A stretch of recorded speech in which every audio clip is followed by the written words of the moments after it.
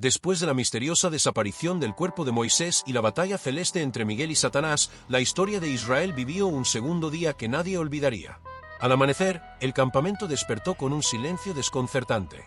El maná que había caído puntualmente cada mañana durante 40 años simplemente no apareció. La canasta quedaba vacía y las manos se alzaban al cielo implorando una respuesta. ¿Cómo iban a alimentar a sus familias sin ese pan del cielo que los había sostenido desde la salida de Egipto? El pánico comenzó a extenderse con la misma rapidez que el humo en un bosque seco. Los más ancianos recordaban épocas en las que la tierra ofrecía cereales y viñas, pero aquellas historias parecían pertenecer a otro mundo, a una era remota y distante. Los jóvenes, que nunca habían conocido otra forma de vida, vagaban sin rumbo con las manos vacías y la mirada perdida. El miedo se apoderó de corazones acostumbrados a la protección diaria de Dios. Se preguntaban si la promesa de leche y miel resultaría ser un espejismo o si, por el contrario, tendrían que aprender a labrar la tierra con sus propias manos. Fue entonces cuando emergió la figura de Josué, con la serenidad de quien ha visto una visión de futuro. Sin alzar la voz ni apelar a viejas promesas, les recordó una verdad fundamental: la tierra prometida no es un banquete perpetuo, sino un legado de trabajo y fe. La ausencia del maná no era un castigo, sino la señal de una nueva etapa. Ahora era momento de ensillar los bueyes, hundir arados en la tierra y sembrar las primeras semillas de una agricultura que definiría el destino de una nación. Al mismo tiempo surgió un tercer suceso sobrenatural que pocos esperaban. En el corazón del tabernáculo, la última vasija de maná guardada dentro del arca empezó a emitir un tenue resplandor dorado.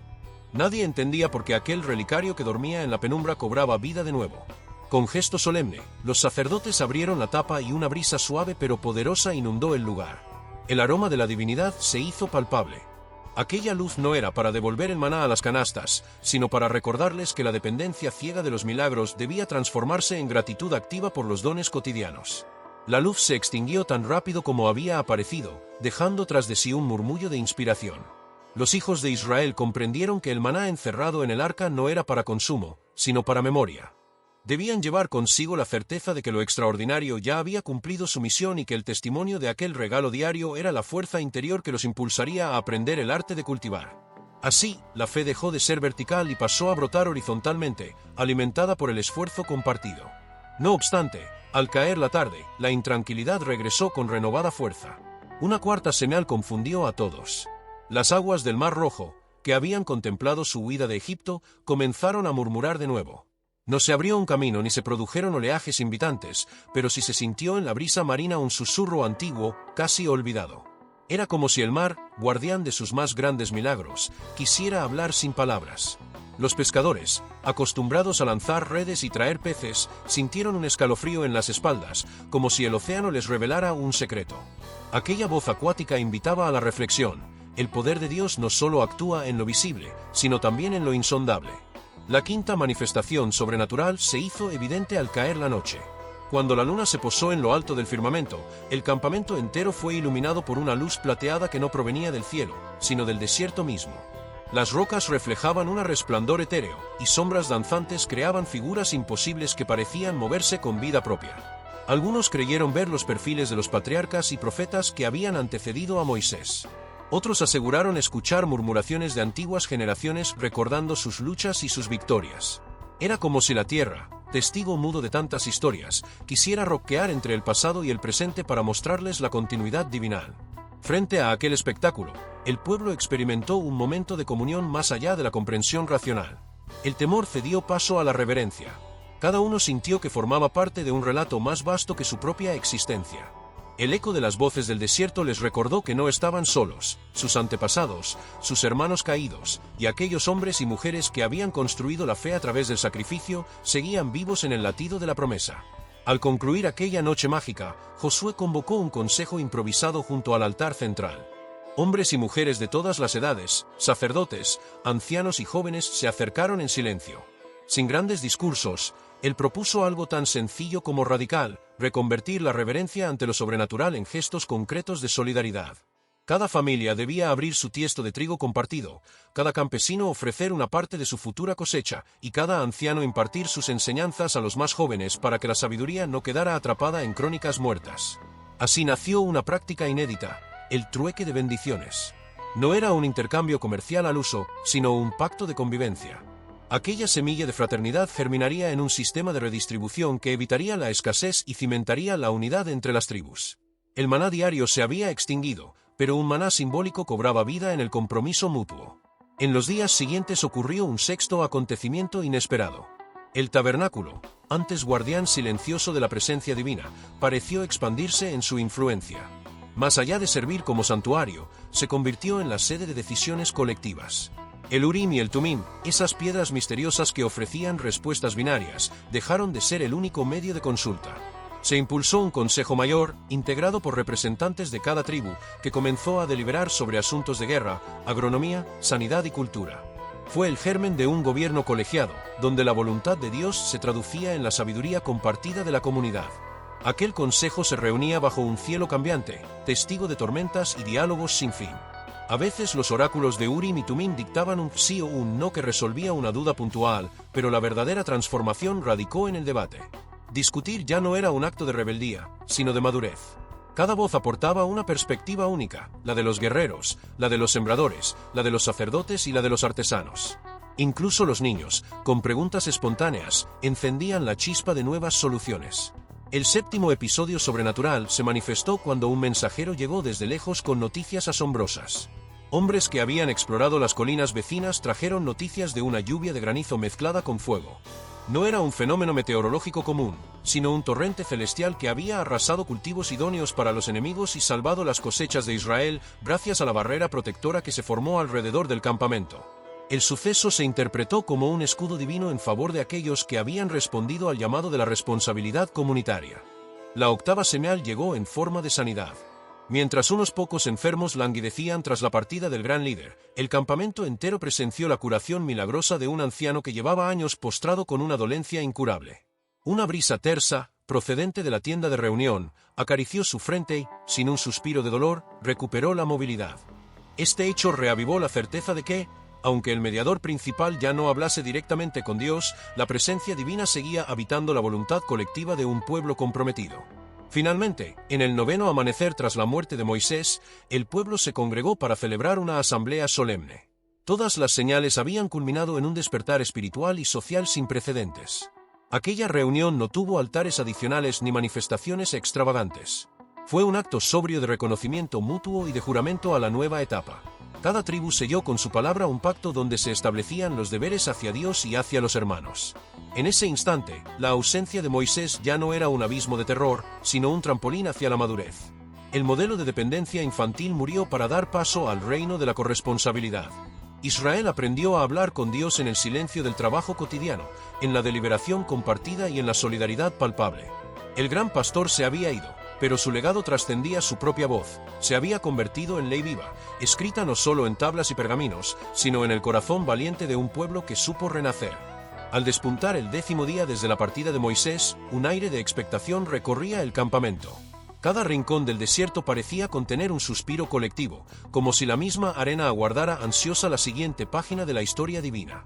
Aquella mañana, el sol emergió con un tono rosáceo, tan tenue que costaba distinguirlo de la aurora.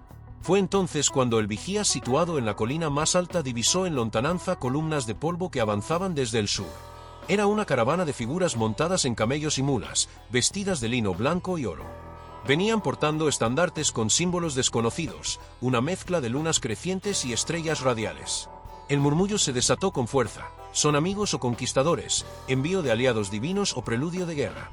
Los representantes de cada tribu se reunieron de inmediato en torno al tabernáculo. Bajo aquel cielo diáfano, el Consejo Mayor, ya consolidado como órgano de gobierno, debatió sin pausa.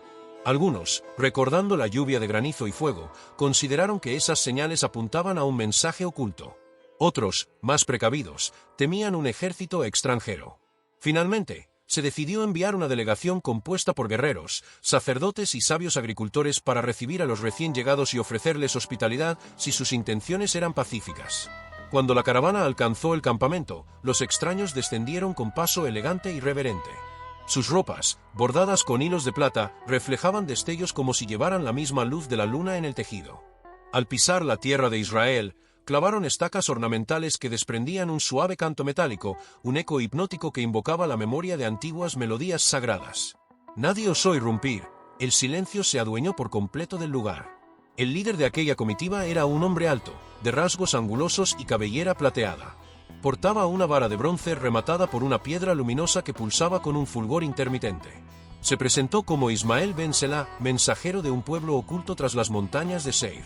Aseguró haber sido enviado por reyes que conocían la ruta del Eufrates y los secretos de Babilonia, cultura de enigmas arcanos.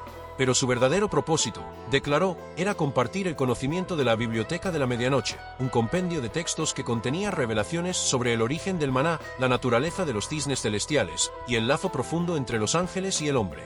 Las miradas se cruzaron llenas de asombro y recelo. Según leyendas transmitidas en el tabernáculo, existía un códice llamado Zohar de Silencio, escrito antes del diluvio, donde se hablaba de puertas dimensionales que conducían a jardines invisibles. ¿Podría este extraño mensajero tener acceso a esas páginas prohibidas? La curiosidad se mezcló con la prudencia.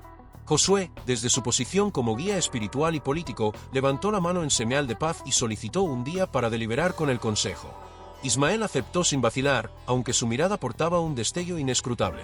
Esa tarde, mientras el viento levantaba espirales de polvo dorado, los ancianos debatieron en el interior del tabernáculo. El ambiente, cargado de incienso y resina quemada, recordaba los días en que Moisés consultaba el Urim y Tumim.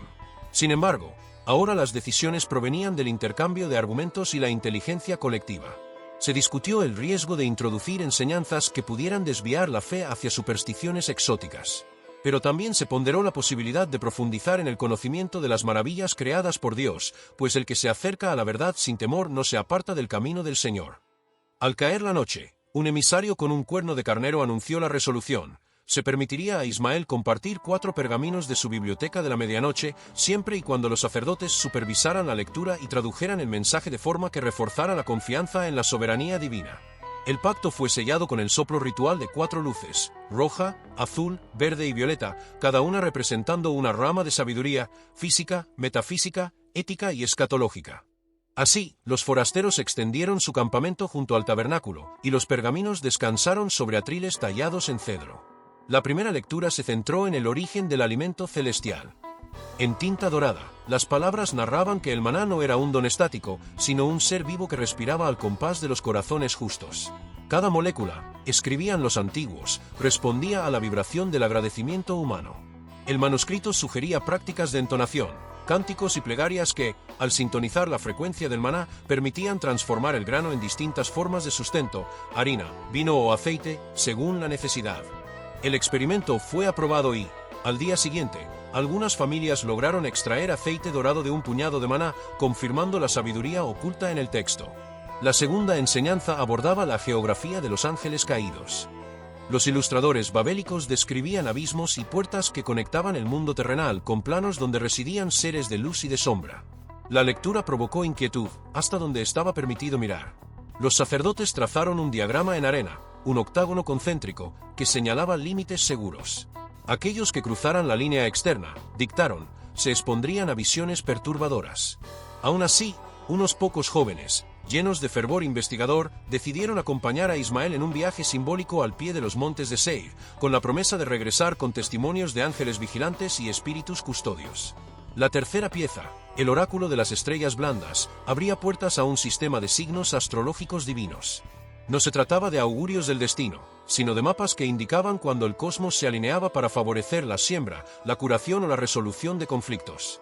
Los hechiceros de Babilonia afirmaban que esas constelaciones blandas, cuyo brillo no podía verse a simple vista, vibraban en 7 tonos secretos. Josué autorizó la interpretación del primer signo, el cisne bendecido, que anunciaba una temporada de abundancia tras sequías prolongadas. En pocos días, la comitiva comprobó la exactitud del pronóstico. Un brote de lluvias suaves caería sobre las tierras al norte del Jordán, propiciando un germinar precoz. La cuarta revelación, quizá la más polémica, se titulaba La cadencia de la verdad. Era un tratado sobre el poder del énfasis en la palabra hablada. Según los antiguos, no basta pronunciar el nombre de Dios, debía emplearse un ritmo, una métrica que fortaleciera el eco de la invocación. El texto detallaba combinaciones de sílabas sagradas y patrones métricos que modulaban la mente del orador y del oyente, elevando la oración a un estado de comunión total. Ante la posibilidad de caer en fórmulas vacías, los sacerdotes fijaron un ritual de comprobación. Cada frase recitada en ese tempo debía ir acompañada de una reflexión ética para evitar la manipulación de voluntades. Con la última lectura concluida, se celebró una ceremonia de clausura bajo la luna llena. Ismael ben Selah se despidió con palabras que retumbaron en las murallas de cielo: no venimos a reemplazar lo que fue revelado por vuestro bendito padre Moisés, sino a honrarlo y a despertar vuestro anhelo de descubrir la obra continua de Dios en cada rincón del universo. Después de entregar un nicho sellado con los 4 pergaminos, la caravana partió al alba, dejando tras de sí vestigios de una experiencia única. En los días posteriores, el Consejo Mayor estudió los escritos y adaptó sus enseñanzas al pueblo. Se instituyeron las horas del maná vivo, momentos de gratitud diaria con cánticos breves y distribución equitativa de los frutos de la tierra. Los jóvenes exploradores regresaron con relatos de extrañas lumbreras en las cavernas de Seir, testigos de la presencia de seres alados que, según ellos, custodiaban semillas de árboles prohibidos. Y en las noches despejadas, se alzaban ofrendas de incienso para invocar la protección de las estrellas blandas, sintiendo como la tierra y el cielo se estrechaban en un abrazo silencioso. Así nació una nueva etapa para Israel, un puente tendido entre la tradición y el misterio, un pacto no escrito en piedra, sino tejido en la fibra misma de cada corazón. El legado de Moisés, lejos de desaparecer, se vio enriquecido por la sabiduría hallada en la distancia. El pueblo comprendió que la fe no es un conjunto de normas estáticas, sino un río que fluye eterno, alimentado por el descubrimiento constante de lo divino en los rincones más recónditos de la creación. Y así, bajo el manto estrellado del desierto, Israel aprendió a danzar entre la certeza y el asombro, sabiendo que cada día trae consigo un nuevo misterio por desvelar.